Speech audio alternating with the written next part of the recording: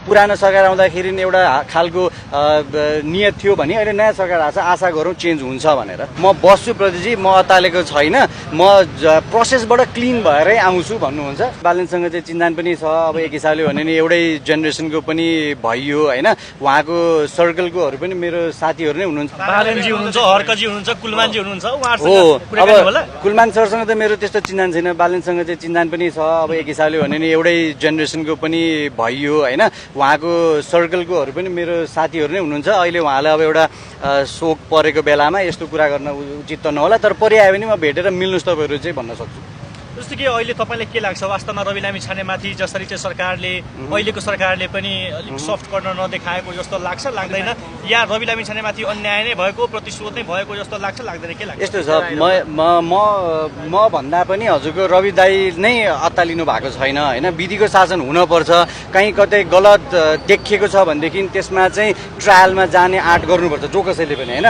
बरु 2 वर्ष लागोस् 5 वर्ष लागोस्, त्यहाँबाट क्लिन भएर आउँदाखेरि नै राम्रो हुन्छ। अहिले चाहिँ हतारमा गर्नुभन्दा दाइ पनि त्यही भन्दै हुनुहुन्थ्यो, म बस्छु प्रतिजी, म अतालेको छैन, म प्रोसेसबाट क्लिन भएरै आउँछु भन्नुहुन्छ।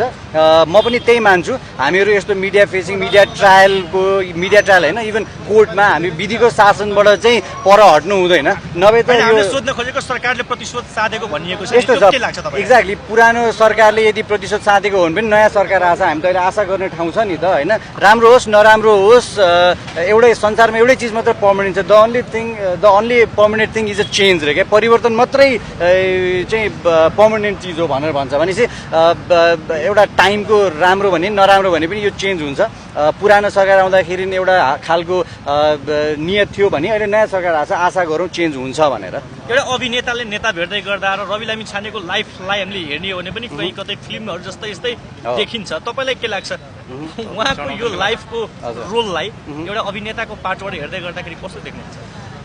First of all as a एक्टरै कुरा गर्ने हो भने मैले यो मिडिया यस्तो एक्सपेक्ट गरेकै थिइनँ। मैले प्योरली मेरो घर यहीँ एकान्तकुना हो, यहाँबाट 5 मिनटको डिस्टेन्समा हो। म त्यो जेनजी आन्दोलन हुँदाखेरि पनि रोडमा आउँदाखेरि यहीँ आएर रवि दाईलाई छुटाउन आएको रहेछ भनेर यस्तो गाई हल्लाहरू सुनेर अनि यहाँबाट म बानेश्वरतिर गएको हो होइन दिउँसो।